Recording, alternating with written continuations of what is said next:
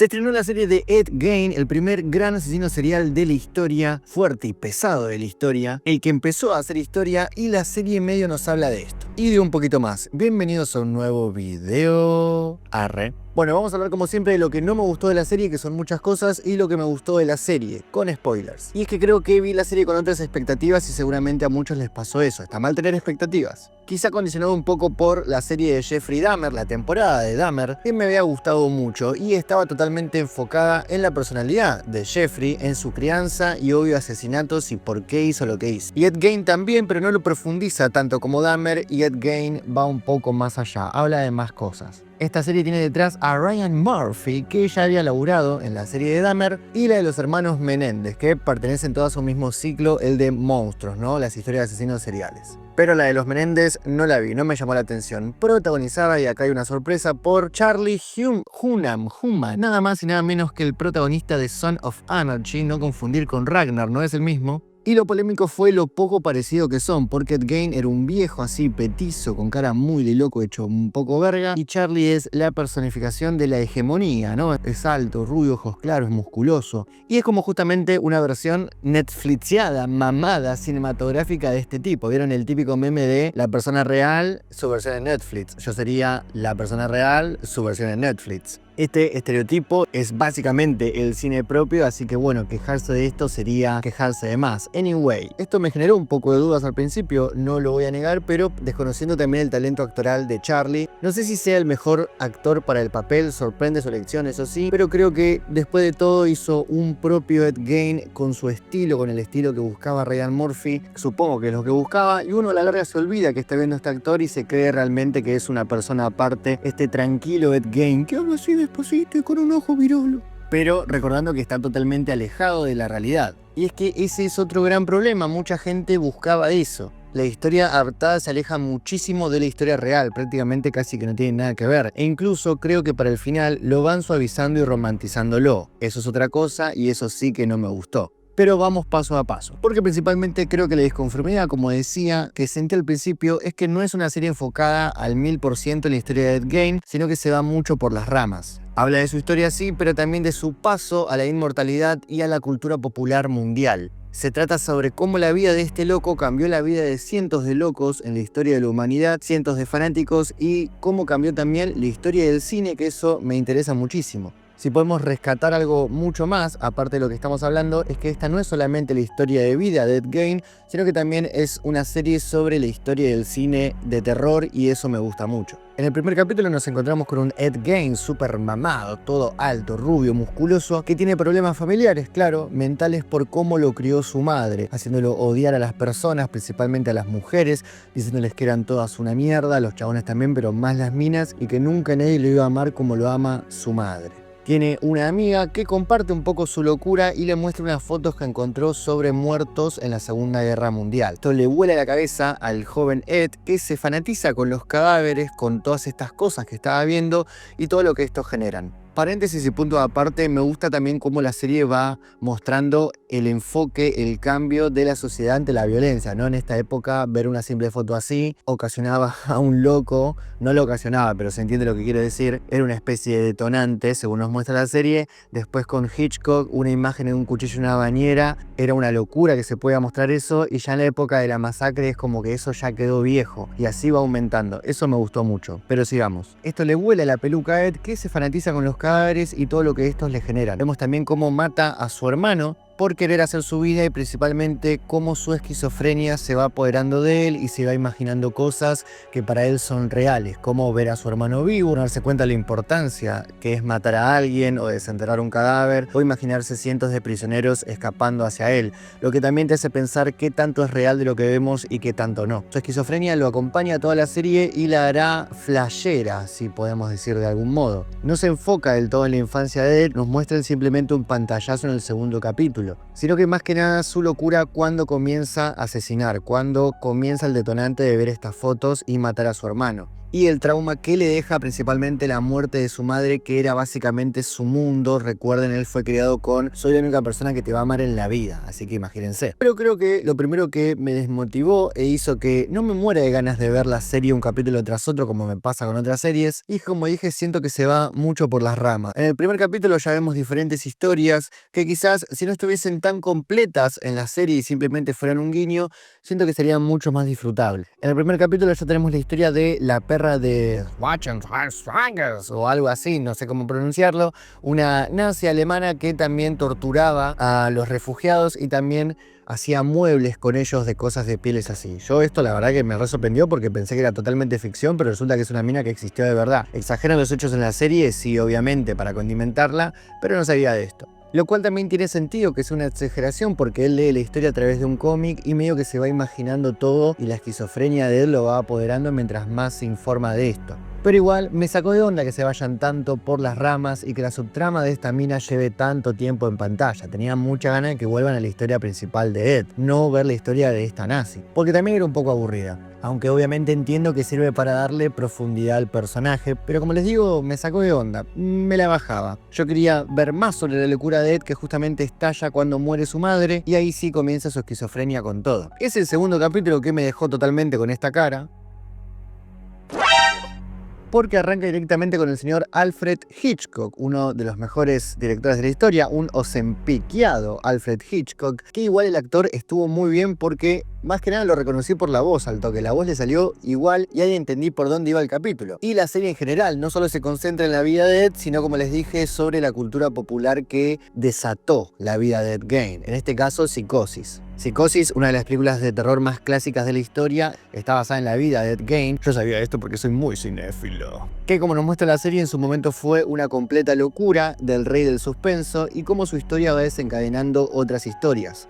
También La Liga, que esto no sé si me terminó de gustar tanto porque me hizo sentir un poco mal, porque La Liga del actor que hacía de Norman Bates, inspirado en Ed Gein, obviamente como dijimos, y el proceso que tuvo que pasar para ganar este personaje y actuarlo, ¿no? Y ahí nos muestran sobre su vida privada, que él era un actor homosexual, que tenía relaciones homosexuales aunque estaba casado, pero obviamente en esa época lo ocultaba, no podías decirlo porque te metían en cano, te cagaban la vida, la carrera. Entonces Hitchcock le dice que haga un paralelismo porque él, al igual que el personaje de Ed Gein, que tenía morbos y cosas, según Alfred Hitchcock, yo no, dice, mira, vos tenés muchas cosas en común con él, vos también ocultás secretos, tenés como una vida ahí que nadie tiene que saber, ¿no? Entonces es como una especie de paralelismo ahí medio raro, que quedó un poco raro, pero más que nada me hace sentir un poco mal por el actor, ¿viste? Como de repente lo hacen, no sé, ¿viste? Lo responen. Pero la secuencia en la casa réplica de Ed y cómo se va imaginando todo es muy buena, quizás de las mejores de la serie, donde todos están la verdad que muy bien. Pero entiendo que también nuevamente vuelvan a profundizar demasiado en estas subtramas y quizás saque de onda a la gente que la ve como me pasó a mí. Acá no es mi caso porque la verdad me interesa mucho Psicosis y Hitchcock y el mundo del cine y cómo lo interpelaron. Mientras tanto Ed se pone cada vez más loco, desentierra a su madre, desentierra a otras, las pone en su casa imaginando que siguen vivas, mata a una señora de un bar, que esto sí fue así, mientras el pueblo y sus amigas se empiezan a preguntar qué está pasando. Pero este capítulo es bueno con respecto a la historia del cine y creación del cine. La serie, como una buena historia que nos muestra cómo se fue construyendo y creando el cine de terror, es muy buena. Como una serie solo de la vida de Ed Gein o una serie súper de terror, más o menos. Entonces ahí tenemos dos puntos grandes en que quizás la serie falla. El primero es el mismo Ed Gein. Personalmente me gustan muchísimo las historias de asesinos seriales, qué los crea, qué los hace así, por qué se convierten en eso, por qué los lleva a todo eso. Pero me interesa mucho más por el lado psicológico, por cómo se volvieron monstruos más que los hechos en sí. Por eso creo que Mindhunter es de las mejores series de los últimos tiempos. ¿Y por qué la cancelaron, hijos de puta? ¡Devuélvanos Mindhunter, Fincher de mierda! ¿Qué haces? Perdón, así que estoy bastante informado sobre la vida de Ed Gein. Aparte me vi todos los videos de Dinosaurs Blog para confirmar todo. Un saludo, una genia. Y sí, antes que lo digas, que te vayas a comentarlo súper enojado en los comentarios, es ficción. No tiene por qué ser una réplica de la vida de Ed Gein. Y yo esto lo comparto totalmente, es una adaptación. Si quiero ver la vida de Ed Gein, me veo un documental. I got it. Pero esta serie siento que se aleja demasiado y el personaje está totalmente enfocado en un punto aparte del verdadero Ed Gein. Aunque también filosofando, es una especie de sátira en sí misma la serie, que nos muestra cómo la vida de este tipo termina creando diferentes historias, diferentes adaptaciones, con ciertas similitudes a Ed Gein, pero totalmente alejadas a la vez. Y esta serie también termina creando su propio Ed Gein, totalmente alejado del Ed Gein original, pero dándole su propia única forma. Entiendo eso como un metalenguaje que nos muestra la serie, o quizá la estoy defendiendo mucho. Es más, siento que el final, con todos los personajes que inspiró Ed Gein en el cementerio, incluso este mismo de Netflix, es una idea general de eso. Y me gusta eso, pero este personaje podría tener otro nombre, fulanito el asesino, y funcionaría igual. ¿Se entiende lo que quiero decir? Es como que se llame Ed Gein es simplemente una excusa. Me cuesta mucho entrar con el personaje de Charlie al principio, como les dije, porque como dije antes se aleja bastante y lo netflixiaron bastante. Nos quieren hacer que es un loco aislado que no habla con nadie, pero después lo ves que tiene una noviecita muy hegemónica o sale a comer con los vecinos. Así que, no sé, creo que termina siendo un poco raro. Es raro. Siento que quisieron venderlo como un nuevo personaje faneable para las masas, donde hagan reels de TikTok con canciones del momento sobre él o lo shippeen con su amigovia rubia. Algo parecido a lo que pasó con La Sociedad de la Nieve, que es una película súper trágica, pero la fanearon, aunque de esto no tuvo la culpa para nada la película, no tiene nada que ver, simplemente es la gente. Siento que en este caso sí está un poco vendido así a propósito, un poco con medio ojo. Y ahí quiero llegar, el Ed Gein de Netflix está vendido para que guste, no importa que se aleje de la historia original, eso no importa nada, pero está vendido el personaje para que guste y no para que cause rechazo como quizás debería, no para que sea desagradable, sino parece una especie de I can fix him, ¿no? Como puedo arreglarlo. Y no solo con el personaje de Ed Gein, sino que siento que la serie misma es un vender algo oscuro dibujado con colores lindos y que sea aceptable. Y esto, siguiendo con Ed, se va incrementando post arresto cuando ya está en el manicomio de este hospital. Y es en esta última etapa de los últimos capítulos que se suaviza completamente a Ed Gein y terminas sintiendo totalmente empatía por el chabón. Te hace pensar, pobre chabón, si al final no era tan malo. Tuvo mala suerte, ¿cómo no lo van a fanear? Incluso lo redimen haciéndolo quedar como que él fue el responsable, un héroe al ayudar a atrapar a Ted Bundy. ¡Héroe! ¡Héroe! Esto si se aleja de la verdad, de la mentira, de su esquizofrenia o no, no importa porque es lo que muestra la serie. Yo no me hago tampoco el diferente, ¿eh? O sea, yo repensaba, pobre Ed, sentí la reempatía porque la serie lo crea y te lo muestra para que lo sientas así. Repensé, bueno, déjenlo salir libre a caminar un ratito. Aunque si yo fuese el director de la serie, justificaría diciendo esto que fue a propósito, que es lo que quería lograr, que como muestran cómo lo terminan queriendo, cómo lo van faneando en el mundo de la serie, que el espectador sienta lo mismo, que también lo quiera, entonces deja como un metamensaje. No sé, entiendo el tono que buscaban, pero también me sacó de onda, ¿no? Como estoy con esa palabra, pero es cierta. Al fin y al cabo los 10 capítulos terminan siendo una especie de redención para el asesino, que de hecho es lo que quiere su amiga enfermera. Che, vos tenés que redimirte, tenés que escribir un libro porque se habló mucho de vos, se contó muchas veces de tu historia, tenés que contarla vos, tenés que contar tu verdad. Y él dice, bueno, pero ya se contó mucho. Que también es lo que trata de ser la serie que vemos. Hay como un metalenguaje también, porque se vuelve a reescribir la historia, pero desde otro punto que no termina de ser su perspectiva. Es interesante igual. Por otro lado, no estoy de acuerdo en una condena social por algo que te quiera mostrar o de lo que quiera hablar un audiovisual. Porque también puede ser interpretado el mensaje a conveniencia o mal interpretado. El arte en mi perspectiva no deja de ser eso, arte, y no creo que haya que limitarlo. Pero sí es cierto que la serie entera parece una oda a los asesinos seriales, además de Ed Gein, y si querés los termina homenajeando. O sea, el director me puede decir, sí, bueno, era mi idea y no creo que eso tenga que tener una condena, pero después bancarte como la acepte la sociedad. Termina siendo raro. Como digo, yo no digo que esto no tenga que ser así, no digo que se prohíba que condenen a Ryan Murphy, digo que queda todo medio raro y confuso, mezclado con la glorificación o disneyficación que le hacen a los asesinos. Como dije, termina quedando medio raro, es raro. Pero como digo, hay muchas cosas que también me gustaron, no la odié por el completo, simplemente trato de charlarla. Que Ed esté suavizado para que empaticemos con él es un hecho. Y no quiero que salten con cómo empatizar con él. ¿Qué decís, enfermo? No, bueno, la serie está creada para que suceda eso. Para que te dé lástima o te dé empatía. Así funciona el ser humano. Va más allá de la moral propia. Pero como dije, la serie hace esto a propósito para que sientas vos mismo lo que la serie trata de contar. Un mundo donde la gente termina empatizando con él. No sé, puede ser. Creo que de ser así, esto está muy bien logrado, si es que este era el punto de Ryan Murphy. Pero también si nos centramos fuera de este mensaje de que qué quiere hacernos sentir la serie, qué trata de decir realmente, hace un experimento con nosotros sobre si faneamos o no a Ed Gein, es todo debatible. Pero si nos centramos en un sentido puramente moral de lo que hace la serie sin analizarla tanto, simplemente es una serie reivindicando a un asesino muy turbio que sí existió. Por ejemplo, cambiemos de nombre y supongamos que hacen una serie sobre Videla, sobre Hitler o Pinochet. Videla, la historia de un monstruo interpretado por Ragnar Lothbrok, y te dicen en toda la serie, era un buen tipo, solo que se equivocó, su madre lo sobreprotegía, pero merece reconocimiento, hay que reivindicarlo a Hitler. Ahí la moral comienza a tener mucho más peso, ¿no? Cuando es de alguien que conocemos más y sabemos que fue malo y que fue un asesino. Y no veo la serie como una crítica consumista a cómo la sociedad consume las historias de los asesinos más turbios por puro goce. No siento que sea tan profunda como para hacer eso, sino, como dije, simplemente mostrar la historia de la cultura y cómo una cosa lleva a la otra a partir de una mente, como una especie de efecto mariposa que sucede. Repito, que la serie se aleje tanto y se tome tantas libertades con respecto a la historia real no es algo que me moleste, porque por algo estoy viendo una ficción y estoy viendo una libre adaptación. Cómo han adaptado las series de la vida toda la vida, ¿no? Pero mi problema es que no termino de entender el tono, ni me termino de sentir cómodo por cómo está dirigida y hacia qué está apuntada, que eso es lo que más me hace pensar. ¿Qué me tratás de contar? Siento que la dirección es en lo que flaquea bastante esto. Creo que los capítulos no están tan bien dirigidos. A fin de cuentas, Psicosis también es la visión de Ed Gein y cómo quería cambiar la historia del cine de terror. Lo mismo La Masacre de Texas o El Silencio de los Inocentes.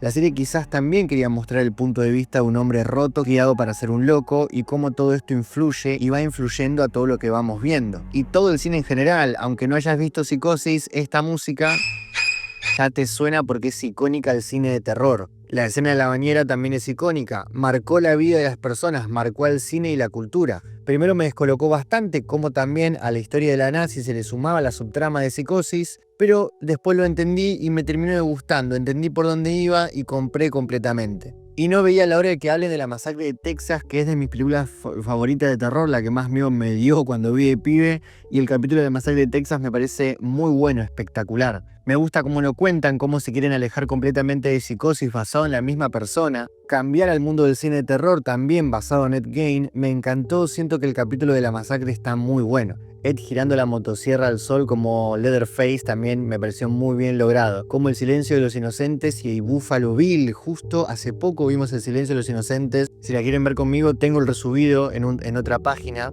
Y Buffalo Bill es un personaje que me encanta, y darme cuenta que estaba inspirado en Ed Gein, que yo esto no lo sabía. También el personaje Hannibal por el canibalismo y eso, me cerraba mucho más, pero cuando me di cuenta que en la serie estaban tratando de hacer una especie de Buffalo Bill, cuando él hace conchita y baila así frente al espejo, y dije, che, el loco re Buffalo Bill, y al final era así, me encantó. Yo soy un gordo cine, amo el cine, me encanta todo lo que sea del cine, me pongo súper mamador con el tema del mundo del cine y el cine de terror, y esto me encantó. Por eso al final también me gustó mucho. En esto aplaudo la serie, me gusta que se mencione esto, que se cuente lo mucho que este psicópata influyó en todo el cine que me gusta. Y esto hace que incluso te sientas un poco sucio, ¿no? Como a mí también me gustan todas estas cosas que salieron por una inspiración de un loco. Y también es muy interesante cómo al final de la serie te muestran cómo inspiró a los demás asesinos seriales, y es su ídolo el tipo, es como su propio Maradona, su propio Messi. Y nos muestran los demás asesinos faneándolos, desde Ted Bundy hasta Manson, también lo meten ahí medio forzado, pero bueno, es popular. Cuando Ed cae en el manicomio y la trama se centra en Ted Bundy y todo lo demás, siento que la serie, en un punto donde quizás parece que iba a decaer, remonta. Incluso siento que toda la primera parte del asesino en su granja se vuelve quizás un poco reiterativo y un poco pesado y aburrido. A pesar de que es muy interesante ver lo loco que está y el juego con su esquizofrenia, con su madre y los muertos, que está muy bien logrado, siento que llega a aburrir un poco. Lo que no me gustó para nada es, por ejemplo, cuando la trama se enfoca en el personaje de la amiga rubia, que se va a Nueva York, que mata a una vieja, que pasa frío. Me chupa un huevo, o sea, siento que estoy viendo esas series de 100 capítulos, ¿viste? Que de repente hay un montón de tramas que las van desarrollando, estoy viendo This Is Us temporada 5. Quizás a este personaje lo desarrollaron de más y tendría que haberse quedado en el molde. No compré esta subtrama amorosa maquiavélica también que nos intentan vender, y además termina quedando un poco en la nada, ¿no? A pesar de que ella de vieja lo va a visitar. No sé, me terminó chupando un huevo. De hecho, siento que le resta a la serie toda esta subtrama. Y algo que me gustó muchísimo, pero que me dolió en el alma, es todo el tema de Mindhunter. La serie te dice en la cara, che, mirá, los de Mindhunter haciendo sus personajes pero con otros actores. Y todo el capítulo parece Mindhunter, incluso entrevistan al asesino de los zapatos, que es el mismo actor que sale en Mindhunter. Para que no sepa, Mindhunter es una serie sobre cómo dos agentes del FBI crean el término asesino serial y van conociéndolos y entrevistándolos para ver qué los hace así. Es realmente muy buena, pero la cancelaron. Tenemos varios videos de Mindhunter, véanlos. Así que me encantó este homenaje que hicieron, pero a la vez me partió el alma porque, en la temporada 4, carajo. Encima te los muestran con Ed Gein, sería súper interesante ver esto. Crean como una especie de multiverso que quizás no ocurra nunca. Fue un dolor dulce verlos de nuevamente, interpretados por otros tipos, pero igual. Y ojalá que todo esto sirva para que vuelvan en una cuarta temporada. No lo sé, ya no tengo esperanzas. Para cerrar, hablemos del final de la serie, que creo que acá converge toda la polémica, ¿no? Y creo que la serie se termina de pisar a sí misma con el tono que intenta mostrar, el tema que intenta tocar, el mensaje final, qué quiere decir realmente. Tenemos todos los capítulos que nos muestran una cosa condenándolo, pero después el final es glorificándolo totalmente. Parte delirio de él, parte no, who knows. El final es básicamente un homenaje entero a Ed Gein. De hecho, cuando él está por morir contento por haber ayudado a atrapar a Ted Bundy, sintiendo que sí sirvió a la sociedad, vemos una escena a lo Titanic, al final de Titanic, donde asesinos le agradecen a él haber sido parte influyente en su vida y ser una inspiración, con su madre como Jack esperándolo en las escaleras y con colores cálidos, mientras toda la serie siempre fue con colores fríos. Entonces, ¿qué nos quieren decir con esto? Es una reivindicación total de la persona o personaje, porque lo que noté, y quizás ustedes también, es que cuando sube a abrazar a su madre, suena la música de Truman Show. Acá pongo las comparativas un ratito nomás por el copyright.